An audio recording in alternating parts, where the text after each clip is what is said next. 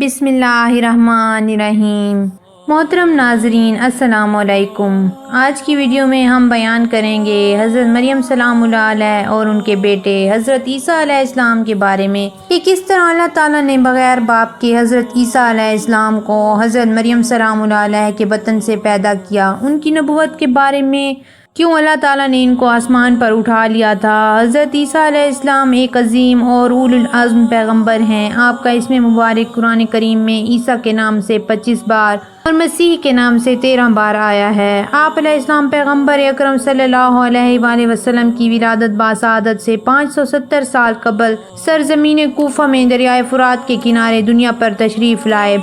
آپ علیہ السلام کی ولادت باسعادت ناصرہ نامی گاؤں یا بیت المقدس میں 5ویں اشکانی بادشاہ فرہاد کے دور حکومت میں ہوئی۔ آپ علیہ السلام کی ولادت اذن خدا سے بطور معجزہ باپ کے بغیر ہوئی۔ آپ علیہ السلام کی والدہ مائدہ جناب مریم بنت عمران ایک محترم خاتون اور بنی اسرائیل کی برجستہ شخصیات میں سے تھیں۔ حضرت مریم سلام اللہ علیہ کے والد بزرگوار جناب عمران کا تعلق حضرت سلیمان علیہ السلام کی نسل سے تھا اور آپ علیہ السلام کا شمار بنی اسرائیل کے پارسا عبادت گزار اور برجستہ علماء میں ہوتا تھا۔ جناب مریم سلام اللہ علیہ کا اسم مبارک قرآن مجید میں 34 مرتبہ آیا ہے اور قرآن کا 19واں سورہ بھی انہی کے نام سے منسوب ہے۔ حضرت مریم سلام اللہ علیہ کی والدہ بھی ایک نیک اور پارسا خاتون تھیں۔ ایک دن انہوں نے خدا سے دعا کی کہ وہ انہیں ایک فرزند عنایت فرمائے جسے وہ بیت المقدس کی خدمت کے لیے دے دیں گی۔ ان کی دعا قبول ہوئی اور خدا نے انہیں مریم سلام اللہ علیہ جیسی بیٹی عطا فرمائی اور وہ اس کو بیت المقدس لے گئیں۔ وہاں جا کر انہوں نے خدا سے دعا مانگی کہ وہ مریم سلام اللہ علیہ اور اس کی اولاد کو شیطان کے شر سے محفوظ رکھے۔ تب ان کی یہ دعا بھی قبول ہو گئی۔ جب مریم سلام اللہ علیہ کو بیت المقدس لایا گیا تو وہاں کے منتظمین کے مابین ان کی پرورش کے بارے میں تکرار ہونے لگی۔ ان میں سے ہر ایک چاہتا تھا کہ وہی ان کی پرورش کرے۔ آخرکار جھگڑا ختم کرنے کے لیے قرعہ ڈالا گیا تو اس میں حضرت زکریا علیہ السلام کا نام آیا۔ چنانچہ انہوں نے مریم سلام اللہ علیہ کی پرورش کرنے کی ذمہ داری سنبھال لی۔ جب مریم سلام اللہ علیہ سن تمیز کو پہنچی تو حضرت زکریا علیہ السلام نے ان کے لیے بیت المقدس میں ایک حجرہ مخصوص کر دیا جہاں وہ عبادت خدا میں مشغول رہتی تھیں۔ مریم سلام اللہ علیہ عصمت کے مرتبے پر فائز تھیں اور خدا نے انہیں تمام عورتوں پر برتری عطا فرمائی۔ ایک دن جب مریم سلام اللہ علیہ محراب عبادت میں تھیں، جبرائیل علیہ السلام ایک جوان آدمی کی شکل میں ان کے سامنے آئے اور وہ گھبرا گئیں۔ جبرائیل علیہ السلام نے کہا، ڈرو مت، میں فرشتہ ہوں اور آپ کو بشارت دینے آیا ہوں کہ خدا آپ کو ایک بیٹا عنایت کرے گا، وہ دنیا اور آخرت میں محترم ہوگا اور گہوارے میں باتیں کرے گا۔ مریم سلام اللہ علیہ نے کہا، یہ کیوں کر ممکن ہے جبکہ کسی مرد نے مجھے چھوا تک نہیں۔ جبرائیل علیہ السلام نے کہا، یہ بات خدا کی قدرت سے کچھ بعید نہیں رکھتی، وہ ہر طرح سے پیدا کر سکتا ہے کیونکہ جب وہ کسی چیز کا ارادہ کرتا ہے تو اس کے ساتھ ہی وہ چیز عالم وجود میں آ جاتی ہے۔ اسی وقت مریم سلام اللہ علیہ نے اپنے آپ کو حاملہ پایا جس سے انہیں خوف اور پریشانی نے گھیر لیا۔ وہ سوچ رہی تھیں کہ یہ کیوں کر ممکن ہے کہ ایک کنواری لڑکی حاملہ ہو جائے اور بچے کو جنم دے۔ پھر جو وہ اپنے بارے میں سوچتی اور بھی پریشان ہو جاتی۔ اگرچہ وہ دنیا کی عورتوں کی سردار تھیں اور ان کا خدا پر ایمان کمال درجے پر پہنچا ہوا تھا، وہ یہ بھی جانتی تھیں کہ خدا ہر حالت میں ان کی مدد کرے گا، لیکن وہ نادان اور ضدی یہودیوں کی زبان کے شر سے ڈرتی تھیں۔ وہ سوچتی تھیں کہ ان کی طعنوں کا کیا جواب دیں گی اور اپنی بے گناہی کا کیا ثبوت پیش کریں گی جس سے مخالفین کی زبان بند ہو جائے اور وہ ان کے شر سے محفوظ رہ سکیں۔ اس سلسلے میں بہت کچھ کہا گیا اور بہت سی قابل اعتراض روایات نقل کی گئی ہیں۔ چنانچہ انبیاء کرام علیہ السلام کی تاریخ پر قلم اٹھانے والے کئی علماء نے بعض مصری مصنفین کی تقلید نے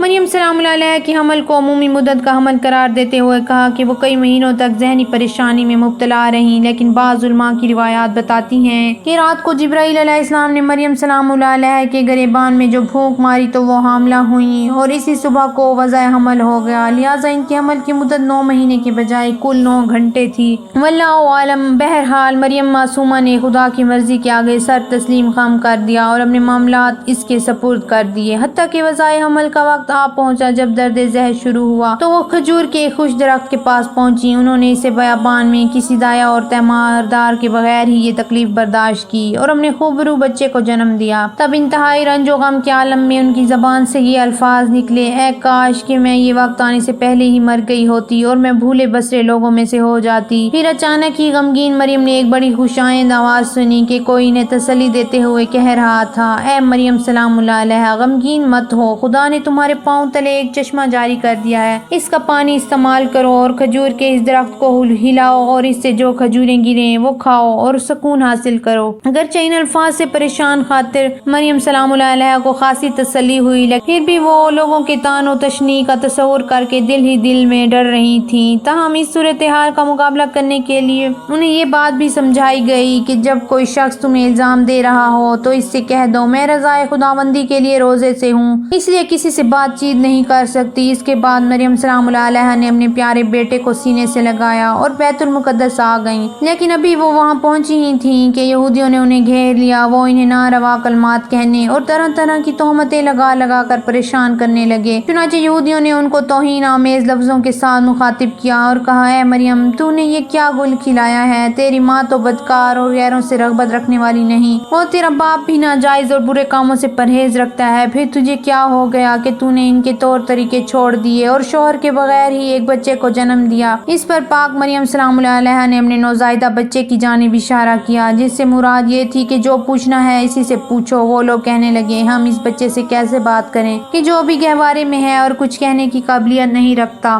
اس وقت خدا کی قدرت سے بچے نے بولنا شروع کیا، چنانچہ اس نے اپنی بزرگی اور بلند مرتبے کا ذکر کیا اور کہا، میں خدا کا بندہ ہوں اور اس نے مجھ پر مہربانی فرمائی اور مجھے اپنا پیغمبر قرار دے دیا ہے۔ اس نے مجھے بابرکت اور مبارک بنایا اور جب تک زندہ رہوں مجھے نماز پڑھنے، زکوٰۃ دینے اور اپنی ماں کے ساتھ اچھا سلوک کرنے کی تاکید کی ہے۔ جب ان الفاظ کے ساتھ حضرت عیسیٰ علیہ السلام نے اپنا تعارف کرایا تو انہوں نے مریم سلام اللہ علیہا کی پاکیزگی بھی ثابت کر دی، کیونکہ ایسا غیر معمولی طور پر پیدا ہونے والا بچہ بجائے خود ایک بہت بڑا معجزہ تھا جو ایک پاک اور پارسا ماں کے علاوہ کسی دوسری عورت سے جنم نہیں لے سکتا تھا۔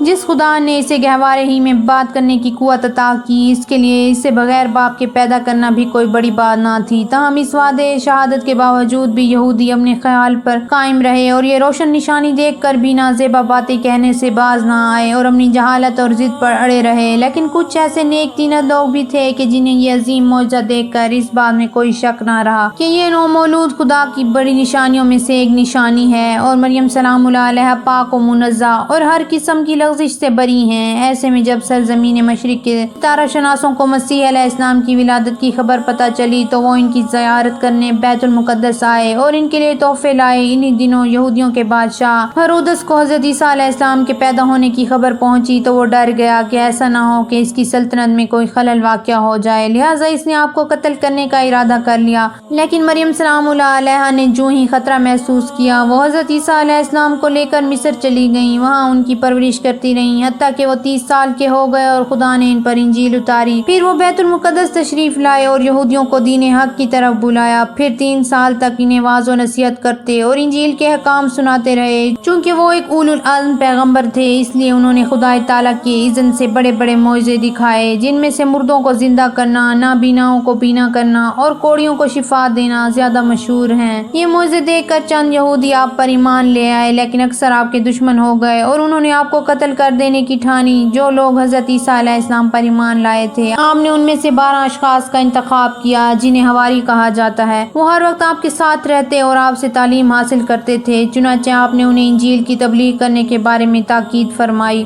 یہود کے دنیا پرست علماء کا خیال تھا کہ حق اور حقیقت کے اس ستارے کے آگے ان کا جھوٹ مانند پڑ جائے گا، ان کی بالادستی ختم ہو جائے گی اور صدقہ و نظر کی رقمیں نہیں ملیں گی اور وہ تہی دست اور محتاج ہو جائیں گے۔ مطلب یہ کہ خدا کے پیغمبر اور آسمانی کتاب کی آمد سے ان کے لیے سادہ لوگوں سے مال حاصل کرنا ممکن نہ رہے گا، لہٰذا انہوں نے فیصلہ کیا کہ خدا کے روشن کیے ہوئے اس چراغ کو بجھا دیں اور پھر پورے سکون کے ساتھ دنیا کے مزے لوٹیں۔ پس انہوں نے حضرت عیسیٰ علیہ السلام کے خلاف محاذ قائم کر لیا اور اعلانیہ ان کی تکذیب کرنے لگے۔ چنانچہ انہوں نے آپ کے معجزوں کو جادو اور شبدہ قرار دیا اور ہر درمی سے کام لیتے ہوئے اپنی گمراہی پر اڑ گئے۔ تاہم حضرت عیسیٰ علیہ السلام اپنے مخالفین کے سامنے ایک آہنی دیوار کی طرح جمے رہے اور دین کے حقائق نشر کرنے میں مشغول رہے۔ انہوں نے اپنی مدد اور حفاظت کے لیے خدا تعالیٰ کی ذات اقدس کو کافی سمجھا اور دشمنوں کی یلغار سے ہرگز ہراساں نہ ہوئے، بلکہ جہاں کہیں لوگوں کا اجتماع ہوتا آپ وہاں تشریف لے جاتے اور ان کو انجیل کے احکام بتاتے۔ آپ زائرین کے بیت المقدس میں آنے کے مواقع سے بھی پورا فائدہ اٹھاتے اور ان کے اجتماعات میں جا کر لوگوں کی رہنمائی رہنمائی فرماتے تھے۔ اس طرح بہت سے افراد ان کے یار و انصار کی ساخت میں شامل ہو گئے۔ اگرچہ یہ صورتحال دیکھ کر یہودیوں کے دلوں میں دشمنی کی آگ اور بھی بھڑکتی تھی،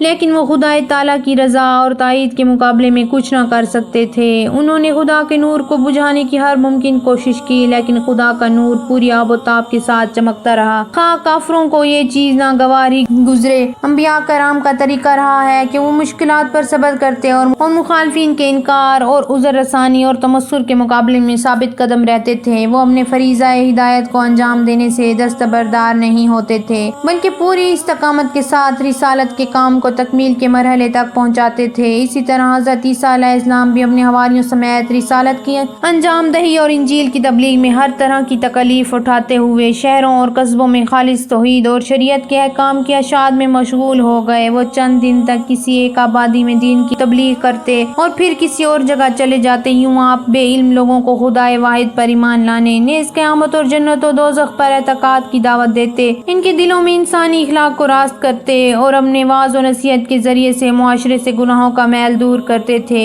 چونکہ انسان کے لیے لازم ہے کہ وہ ایک نیک ساتھی کی مدد کرے، اس کے وجود کو غنیمت شمار کرے، سیکھنے کی باتیں اس سے سیکھے اور اپنے ذہن کو تقویت پہنچانے کے لیے اس سے مدد طلب کرے، خصوصاً جب کہ وہ ساتھی حضرت عیسیٰ علیہ السلام کی طرح کا ایک جلیل القدر نبی ہو کہ جو پاکیزگی، بڑائی اور روحانی کمالات، اخلاق اور اوصاف حمیدہ کے سرچشمہ تھے۔ شاید یہی وجہ تھی کہ ایک دفعہ آپ علیہ السلام کے حواریوں نے اپنے ایمان و یقین کو تقویت پہنچانے اور اپنی عقل و بصیرت کے نور کو بڑھانے کے لیے حضرت عیسیٰ علیہ السلام سے خواہش کی کہ وہ خدائے واحد کی نشانیوں میں سے ایک نشانی دکھا کر انہیں علم الیقین سے عین الیقین کے مقام پر لائیں اور پروردگار عالم کی قدرت کے آثار دکھا کر ان کی دانش کو کمال کے درجے پر پہنچا دیں۔ تاہم انہوں نے آپ علیہ السلام سے یہ درخواست نامناسب لفظوں میں کی اور یوں بولے: اے عیسیٰ ابن مریم علیہ السلام، کیا آپ کا خدا اتنی قدرت نہیں رکھتا کہ ہمارے لیے کھانا بھیجے؟ حضرت عیسیٰ علیہ السلام نے فرمایا: اگر تم ایمان لے آئے ہو تو ایسی بات کہنے سے ڈرو۔ حواریوں نے جواب دیا: ہمارا اصل مطلب یہ ہے کہ ہم آسمانی غذا کھائیں اور وہ ہمارے دلوں کے اطمینان کا موجب بن جائے، ہم آپ کے وعدوں کی سچائی کو جان لیں اور ان پر گواہ رہیں۔ اس موقع پر حضرت عیسیٰ علیہ السلام نے بارگاہ خداوندی میں دعا کی: اے پروردگار، ہمارے لیے آسمان سے کھانا بھیجیے جو ہمارے لیے سرور اور مسرت کا موجب ہو، جس سے ہمارے پہلے اور پچھلے سبھی خوش ہو جائیں۔ وہ تیری جانب سے ایک نشانی ہو اور تو بہترین روزی دینے والا ہے۔ خدا تعالیٰ نے حضرت عیسیٰ علیہ السلام کی دعا قبول کی اور فرمایا: میں تمہارے لیے ایک خوان بھیج رہا ہوں، لیکن جان لو کہ یہ خوان بھیجے جانے اور یہ نشانی دیکھنے کے بعد اگر تم میں سے کوئی شخص کافر ہو جائے تو میں اسے ایسا عذاب دوں گا کہ اہل عالم میں سے کسی اور کو نہ دوں گا۔ چنانچہ خدا تعالیٰ نے ان کے لیے آسمان سے کھانا بھیجا اور پھر وہ سبھی اس عظیم نعمت سے بہرہ مند ہوئے۔ تب حضرت عیسیٰ علیہ السلام نے اپنے حواریوں کو مخاطب کرتے ہوئے فرمایا: یہ کھانا کھاؤ اور خدا کا شکر ادا کرو تاکہ وہ تم پر اپنے فضل و احسان میں اضافہ کرے۔ پھر حواریوں نے اس خوان میں سے خوب کھایا اور اس کے بعد یہ داستان زبان زد خاص و عام ہو گئی، یہاں تک کہ بہت سے لوگ یہ عظیم معجزہ دیکھ کر حضرت عیسیٰ علیہ السلام پر ایمان لے آئے، اور جو لوگ پہلے ایمان لا چکے تھے ان کے ایمان کو اور بھی تقویت حاصل ہوئی۔ اگرچہ حضرت عیسیٰ علیہ السلام نے یہودیوں کو حق کی دعوت دینے میں کوئی کسر باقی نہیں چھوڑی، آپ نے انہیں راہ راست اختیار کرنے اور بری عادات چھوڑ دینے کی ہدایت میں انتہائی محنت اور مشقت سے کام لیا، لیکن ان کی ضد اور دشمنی سے آپ کی دعوت حق اور دن رات کی کوشش کا ان مغرور دنیا پرست اور لالچی لوگوں پر کوئی اثر نہ ہوا، اور انہوں نے اپنا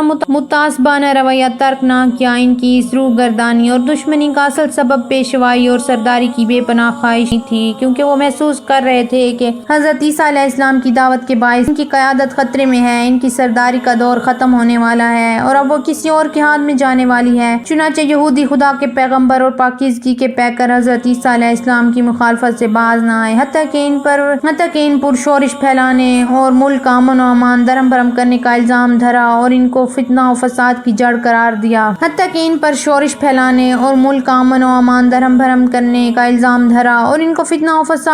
قرار دیا۔ یہودی یہ سمجھتے تھے کہ وہ اپنی ایسی گھناؤنی سازشوں سے دین حق کی پیش رفت کو روک لیں گے، لیکن یہ ان کی بھول تھی۔ تاہم حضرت عیسیٰ علیہ السلام اپنے خدا پر بھروسہ کرتے تھے اور انہیں اطمینان تھا کہ خدا ان کا بہترین محافظ اور مددگار ہے، کیونکہ اس نے ان سے وعدہ کر رکھا تھا کہ وہ انہیں دشمنوں کے مکر و فریب سے اپنی امان میں رکھے گا۔ یہودیوں نے ایک اور طریقے سے دین حق کا راستہ روکا، انہوں نے حضرت عیسیٰ علیہ السلام کی دعوت کو جادو ٹونے کا نام دیا۔ انہوں نے یہ بھی کہا کہ یہ شخص حضرت موسیٰ علیہ السلام کے دین سے پھر گیا ہے، اس نے ان کی شریعت کو ترک کر دیا ہے اور شنبہ یعنی ہفتے کے دن کا احترام نہیں کرتا۔ واضح رہے کہ شریعت موسوی میں ہفتے کے دن کو بہت محترم جانا جاتا ہے اور اس دن وہ ہر طرح کے فعل بد سے گریز کرنے کی کوشش کرتے ہیں۔ پھر انہوں نے حضرت عیسیٰ علیہ السلام کے بارے میں باہم مشورہ کیا اور بالآخر اس جلیل القدر پیغمبر کو قتل کرنے کا فیصلہ کر لیا۔ اپنا یہ مقصد حاصل کرنے کی خاطر انہوں نے حضرت عیسیٰ علیہ السلام کی تلاش شروع کر دی، کیونکہ جس شخص کے ٹھکانے کا علم نہ ہو اس تک پہنچنا مشکل ہوتا ہے۔ اس لیے انہوں نے اپنے کئی جاسوسوں کو ادھر ادھر دوڑایا۔ اس اثناء میں انہیں شمعون الصفار نامی ایک حواری مل گئے۔ انہوں نے اس سے حضرت عیسیٰ علیہ السلام کے بارے میں پوچھ گچھ کی، لیکن وہ ان سے کوئی معلومات حاصل نہ کر سکے۔ پھر انہیں ایک اور حواری یہودا نظر آیا جو کہ دنیا پرست اور دھوکہ باز تھا۔ جب یہودیوں نے اسے حضرت عیسیٰ علیہ السلام کے بارے میں پوچھا تو اس نے اپنے محسن اور استاد کے دشمنوں کو ان کا ٹھکانہ بتا دیا۔ چنانچہ حضرت عیسیٰ علیہ السلام ایک غار میں اپنے پروردگار سے راز و نیاز میں مشغول تھے کہ یہودیوں نے انہیں پکڑ لیا اور صلیب پر لٹکانے کے لیے لے گئے۔ وہ یہ سمجھ رہے تھے کہ انہوں نے اپنا مقصد حاصل کر لیا ہے اور ان کی پریشانیاں ختم ہو گئی ہیں، تاہم یہ ان کی بھول تھی۔ خدا کی قدرت انسان کی تدبیر سے کہیں بڑھ کر ہے، کیونکہ جب وہ کسی کام کا ارادہ کرتا ہے تو اس کے ساتھ ہی وہ کام انجام پا جاتا ہے اور اس میں کوئی رکاوٹ پیش نہیں آ سکتی۔ پھر عیسیٰ علیہ السلام تو خدا کی ایک بہت بڑی نشانی تھے اور ان کی ولادت غیر معمولی طور پر ہوئی تھی، لہٰذا یہ لازم تھا کہ ان کی زندگی بھی عام لوگوں سے مختلف ہوتی۔ چنانچہ اس خطرناک موقع پر جبکہ دشمنوں نے انہیں گھیر رکھا تھا اور ان کا خون بہانے کے در پہ تھے، حق تعالیٰ کا دست قدرت ان کو رہائی دلانے کے لیے آگے بڑھا اور انہیں سولی چڑھنے سے پہلے ہی آسمان کی طرف اٹھا لیا، جہاں وہ زندہ و سلامت موجود ہیں۔ جب حضرت امام مہدی علیہ السلام دنیا کو عدل و انصاف سے بھرنے کے لیے ظہور فرمائیں گے تو حضرت عیسیٰ علیہ السلام بھی آسمان سے اتریں گے اور ان کی اقتداء میں نماز ادا کریں گے۔ جس وقت حضرت عیسیٰ علیہ السلام کو آسمان پر اٹھایا گیا اس وقت ان کی عمر 33 سال تھی۔ اس واقعہ کا دوسرا پہلو یہ ہے کہ ایک انتقام لینے والا ہاتھ موجود ہے، اس لیے ضروری ہے کہ جلد یا بدیر مجرموں کو ان کے کیے کی سزا ملے گی۔ چنانچہ جس غدار شخص یہودا نے چند ٹکوں کی خاطر حضرت عیسیٰ علیہ السلام کو گرفتار کرایا تھا اس کی شکل حضرت عیسیٰ علیہ السلام سے ملتی تھی، اس لیے حضرت عیسیٰ علیہ السلام کی جگہ اس کو صلیب پر لٹکا دیا گیا، گویا جو کنواں اس نے خدا کے پیغمبر علیہ السلام کے لیے کھودا تھا اس میں وہ خود ہی جا گرا۔ حضرت عیسیٰ علیہ السلام نے اپنی ظاہری زندگی کے آخری ایام میں جناب شمعون کو اپنا وسیع اور جانشین بنایا تھا۔ حضرت یحییٰ علیہ السلام نے آپ علیہ السلام کی تصدیق کی اور آپ علیہ السلام کی شریعت کے مبلغ بنے۔ آپ کی شریعت پیغمبر اسلام صلی اللہ علیہ وآلہ وسلم کی بعثت تک 610 سال جاری رہی۔ اب بھی دنیا میں حضرت مسیح علیہ السلام کی شریعت کے پیروں کی تعداد سب سے زیادہ ہے۔ آپ کے پیروں کو مسیح یا عیسائی کہا جاتا ہے۔